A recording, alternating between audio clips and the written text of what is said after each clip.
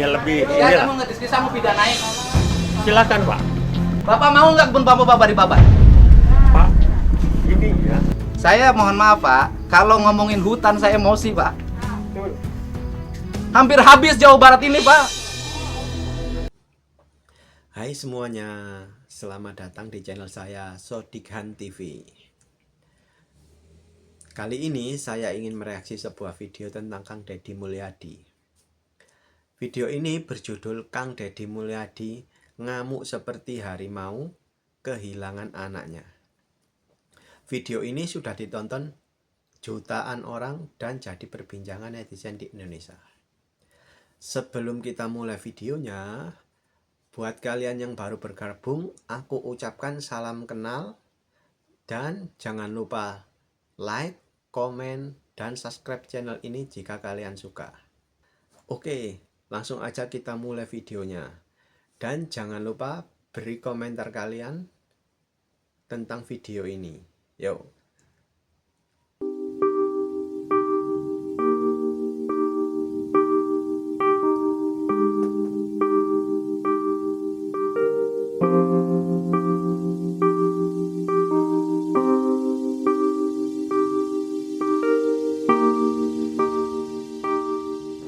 Sejak kapan Bapak dampingin masyarakat? Sejak keluarnya ke SK Menteri, Keputusan Menteri SK Menteri. tahun 2019. Terus Bapak nggak ngerti ya hutan bambu ditebangin, dampaknya apa? Saya minta gini Pak, dalam diskusi gini seperti lebih Saya inilah. mau ngediskusi sama pidanain. Silakan Pak. Jadi gini, yang memilih lokasi ini Ini bukan. yang punyanya loh Pak. Iya, betul. Penggarap orang sakit, kebun bambunya dibabat. Bapak mau nggak kebun bambu Bapak dibabat? Pak, ini ya, saya biar Bapak tahu ini ya. Yang memilih lokasi ini bukan Siapa? yang masyarakat sekali. Gimana ini masyarakatnya? Gimana? Ini masyarakat penggarap. Ditanya kamu Pak ini ya Pak. Apakah saya yang milih? Ya bukan. Oh, Ini kan gini loh. Nebang itu tanya dulu dong pemiliknya.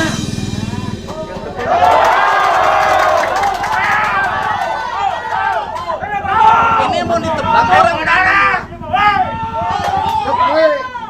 Orang nanam puluhan tahun, Pak. Orangnya sakit.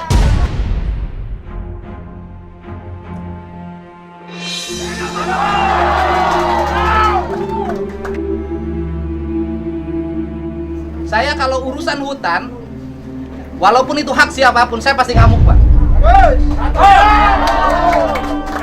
Karena jarang orang peka terhadap hutan. Saya paling sayang sama pohon, Pak.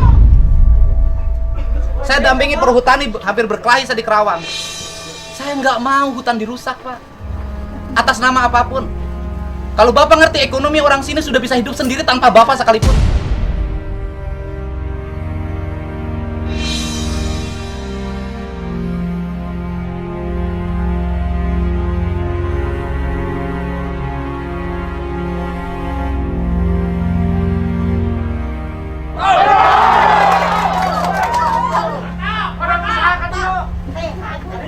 Orang puluhan tahun Pak ngegarap. Bapak nanya dulu kok di sini ada saya Wakil Ketua Komisi 4 di bidang kehutanan, nanya ke saya. Pak, saya punya ini, gimana caranya? Jangan sok merasa punya SK Menteri, Pak. Pak, bukan saya. SK Menteri bisa saya batalin Pak di raker nanti. Betul. Bapak ya. Bapak jangan, kami itu pendamping ya, pendamping. Ya kalau damping itu tugasnya mendampingi, mengadvokasi warga. Kan pendamping. Loh Bapak pendamping petani. Loh ini yang punyanya nggak tahu hutannya dibabat. Saya nggak membabat sama sekali. Nah ya ini faktanya dibabat. Iya betul. Mungkin ini kan Nah segini aja, yang babat bambu siapa? masyarakat. Loh masyarakat gimana? Ini yang masyarakat.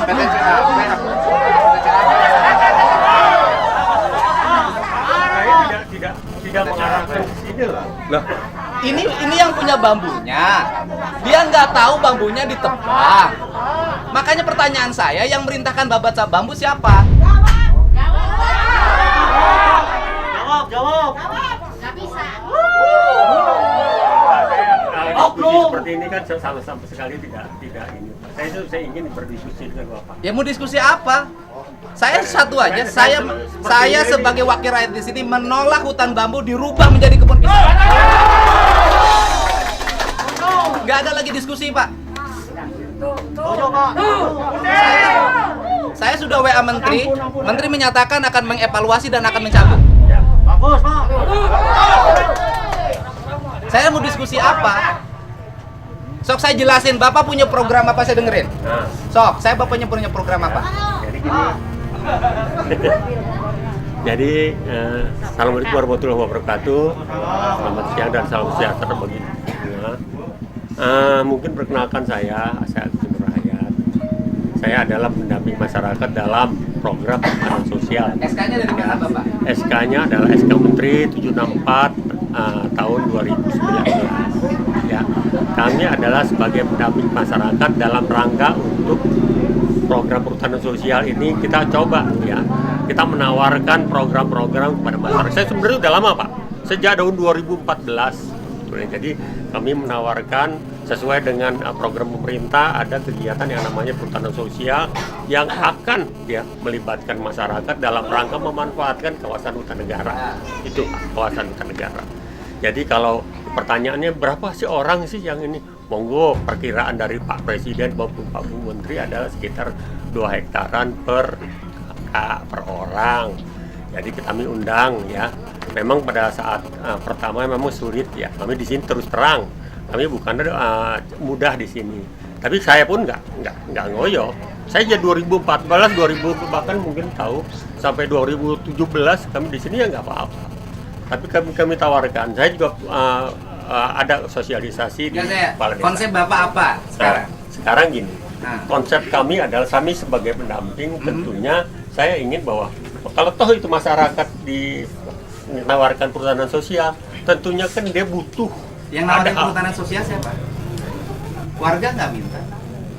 Pak, di sini ada. Pak, saya gini Pak, ya kami ini pendamping karena ada permohonan dari masyarakat. Yang saya mohon masyarakat ini siapa? Saya pengen nanya. Masyarakat yang mohon perhutanan sosial dari siapa? LMDH ke LMDH-nya siapa? ke KPH. Coba saya jelasin Anda. Yang saya tahu LMDH perjanjiannya adalah Bambu Jaya. Iya. Ailain ganti ngaranna tong Bambu Jaya atau Cau Jaya.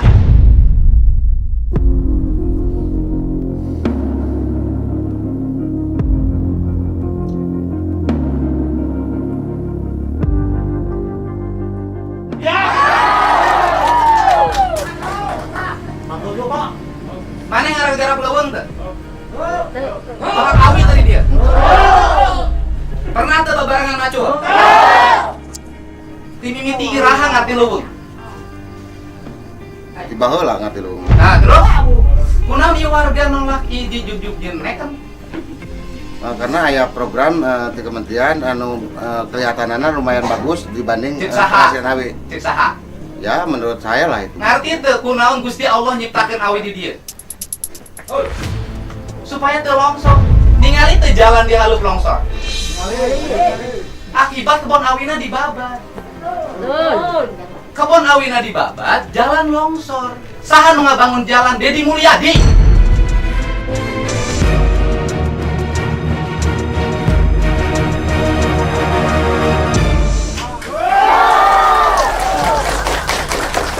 Terus ayeuna, coba oleh Bapak bayangin lereng oleh Bapak mau diganti, oleh Pak Ucok mau diganti dengan pisang. Longsor mau saya nanya. Terus yang kedua, kawasan industri Jatiluhur, kawasan industri Karawang. Fungsi awi naon? Fungsi bambu itu apa dari sisi ekologi? Itu ada angin kencang, itu dipecah oleh bambu. Sehingga anginnya tidak menjadi angin yang berbahaya bagi warga. Kalau bambu di sini hilang, maka angin akan menyerbu Babakan Cikau, akan menyerbu Karawang.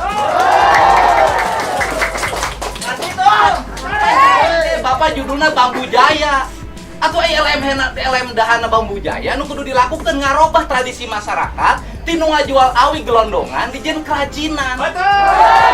Dijieun imah eta ngaranna Bambu Jaya, ari ieu mah lain Bambu Jaya atau LM dahana. Jadi LM dahana imah ngalungitkeun awi. Dan Purwakarta itu Jatiluhur itu, Sukasari itu sentra penghasil bambu terbaik.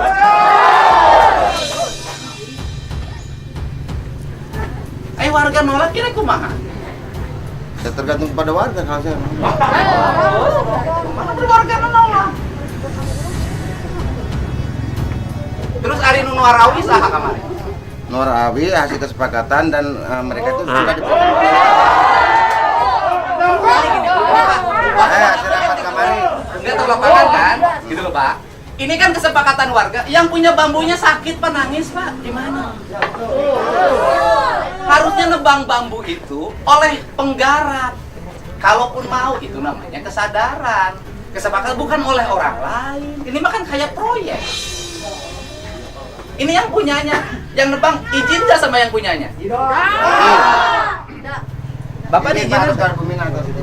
Kasaha, iya kan udah dua. Iya atas kan itu. Kasaha. Bapak Adi Tidak, Muhammad. tidak, Saha. tidak ada izin. Izin Sekalipun tadi. tidak. Dia minta Coba saya nanya, saya fotokopi Bapak. kakak juga. Sob, Bapak sekedar Bu. Bapak izin tuh Nuarawi dituar. Kegijinan, boro-boro ngijinan, abdi da kayan. Karena orang teman abdi anu ya di PT ya. Terus ngadongkapan Ya Wadin. ada nggak pernyataan. Ini mohon maaf ya, bambu dia ditebang tanpa izin, pidana loh Pak. Dan saya hari ini mau datangin Polres, saya mau lapor. Karena pidana, oke tanahnya tanah perhutani, tapi barangnya punya dia.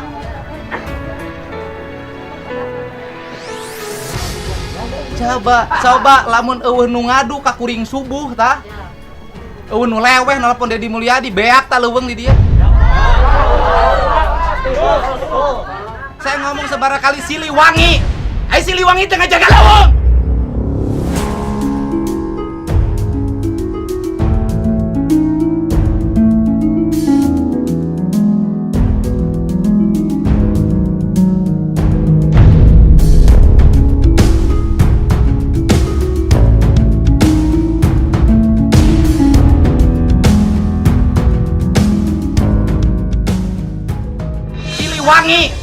Siliwangi tengah jaga lawang.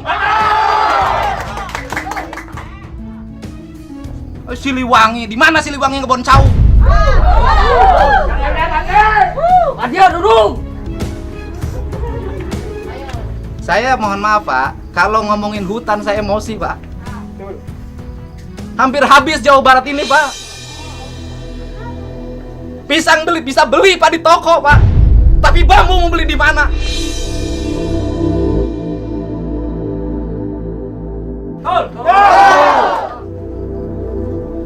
Berspekulasi rakyat akan makmur dengan pisang. Sudah jelas rakyat di sini hidup makmur dengan bambu, Pak.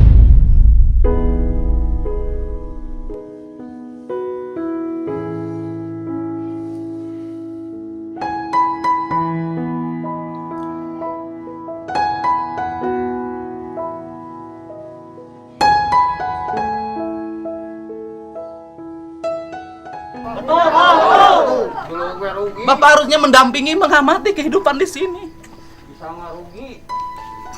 Saya itu kalau dengar hutan, saya pasti ngamuk, Pak. Kalau yang lain-lain saya toleran, tapi dengar lingkungan hidup dan hutan, saya nggak bisa terima. Karena apa? Jarang orang yang mau memperjuangkan mereka. Ini kan bilang, bayangin Pak, 20 tahun menanam bambu, Pak, hilang sekarang. Kemarin juga kontak ya Pak sama Dirjen. Saya memberikan laporan juga ke beliau soal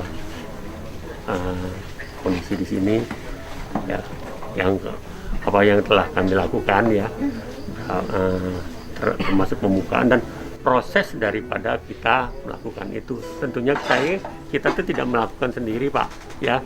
Jadi ASK Menteri itu ditindaklanjuti dengan keputusan kerjasama para pihak, ya, dari dua belah pihak antara KPH Perhutani ya dengan masyarakat, LMBH ya dengan kami, dan sebetulnya ada di situ ada salah satu lagi Fakultas Kehutanan.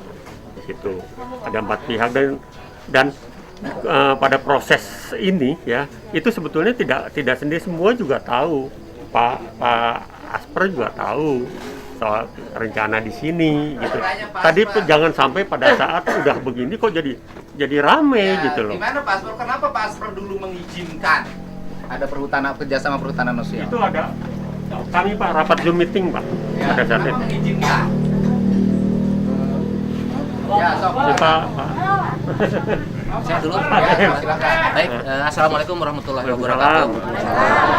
Jadi saya ingin memberikan penjelasan di sini terkait kejadian yang ada di sini apa adanya yang sudah tadi yang disampaikan Pak Agus sebulan lalu Pak Haji. Jadi kami melakukan Zoom meeting dengan Dipre dan kantor pusat, kemudian juga dengan mitra. Dan di situ intinya arahan dari Pak Kadipre dan dari saya langsung, silahkan untuk melihat mengecek lokasi lapangan untuk persiapan PKS yang belum ada itu yang akan dilaksanakan, karena harus disusun dulu RKU-nya. RKU-nya belum ada, sekarang masih berproses di perencanaan. Itu poin pertama. Yang kedua, arahan dari Pak Kadipre dan dari saya langsung, jangan sampai ada pembongkaran bambu, penebangan pohon, dan jangan sampai melakukan dengan cara mekanis dengan memasukkan alat berat. Karena waktu Zoom meeting di situ muncul poin tersebut. Kami sudah menyatakan jangan ada pembongkaran bambu, penebangan pohon yang ada pun nggak boleh, termasuk melakukan apalagi dengan alat berat. Itu sudah disepakati, semuanya yang hadir saat itu mendengar semua. Rasanya tidak ada begitu Pak. Jadi memang kita kan menurut arahan dari Kadipre ya. Ini kita supaya jelas Pak. Saya izin Pak Agus, saya belum selesai. Ada poin satu lagi.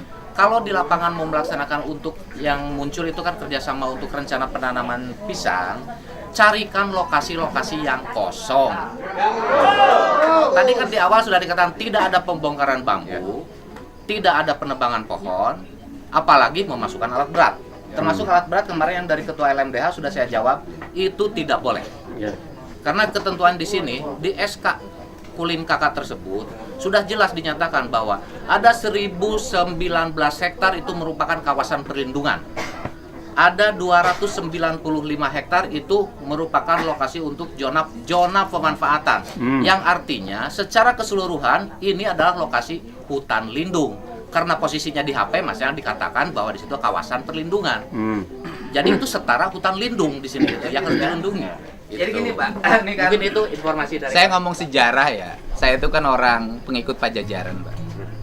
Jadi Kuta Manah, Kuta Tandingan itu judulnya juga sudah kuta, sebenarnya benteng. Jadi dari sisi aspek ekologi, sebenarnya ini benteng terakhir kawasan hutan di wilayah Purwakarta, Kerawang, Bekasi, Bogor. Ini benteng terakhir. Makanya Bung Karno itu merancang Danau Jatiluhur. Dan ini saya tuh punya rancangan, nanti kan jalan terintegrasi ke Bogor. Saya mau ngajuin ke Menteri Lingkungan Hidup menjadi kawasan hutan lindung sampai Bogor. Karena di sini kan di sana juga harimaunya masih ada. Gitu loh, Pak.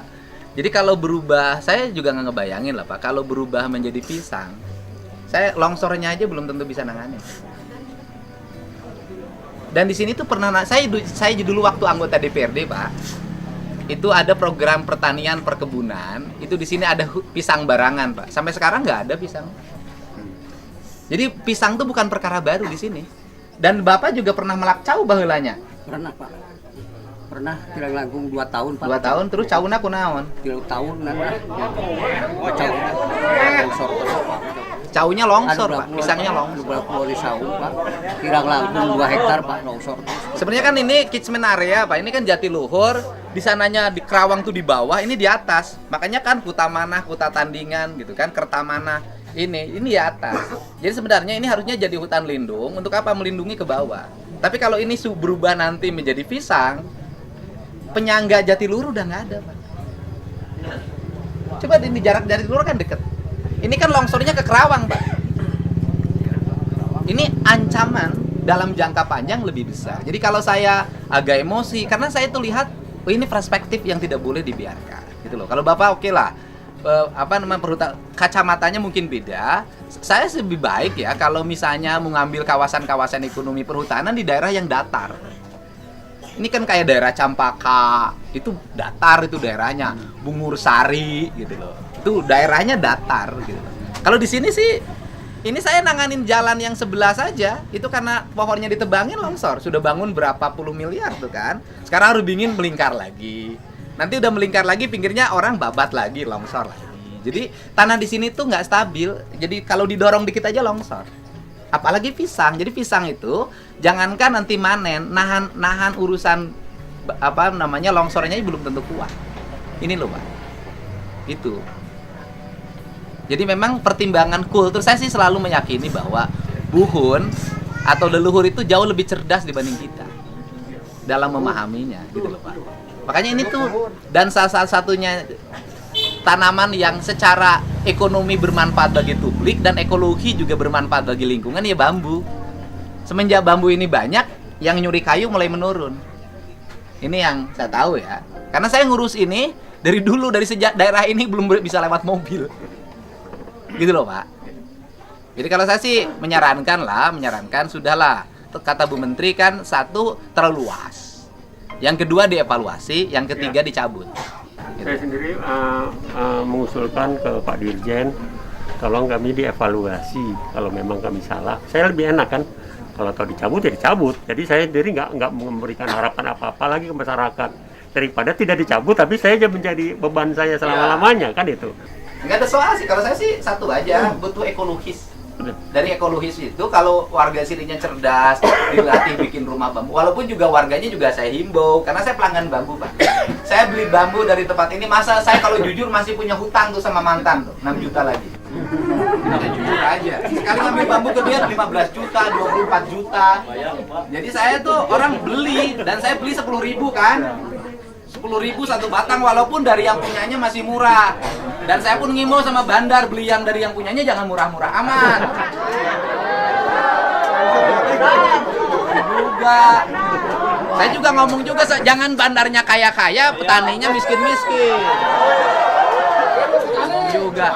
Jadi kalau jual ke saya 10.000 ya dari bandarnya, dari yang petaninya 5.000. Jangan dari petaninya 2.000 jual ke saya 10.000. Ay saya mah ngomong saya nyana, nu salah mah salahkeun kabeh. 2.000 teh 3.000 teh di nuar di dia, nuar sorangan. Nah, 3.000 teh. Engke mah meulina 4.000. Ya gitu. Ya udah nanti kita ini, karena ini daerah konservasi, ini rawan jadi. Bawah itu kan Kerawang tuh di bawah, apa ini di atas. Ya di Kerawang tuh kan di sini, ini di atas. Makanya kan namanya kuta tuh benteng, Pak. Jadi benteng terakhir Siliwangi itu di sini, menjelang akhir dia selesai. Di sini Kuta Manah, Kuta Tandingan. Akhirnya kalau gini, bahasanya begini. Kalau kutanya sudah terjaga, Kuta Manah, Kuta Tandingan terjaga, maka akan Kertamana, nanti makan makmur. Sebenarnya itu. Itu. Kalau saya sih nggak ada maksud apa-apa. Saya mah leuweung teu boga di dia garapan teu boga. Jangan naon aing mah. Gaji DPR gede.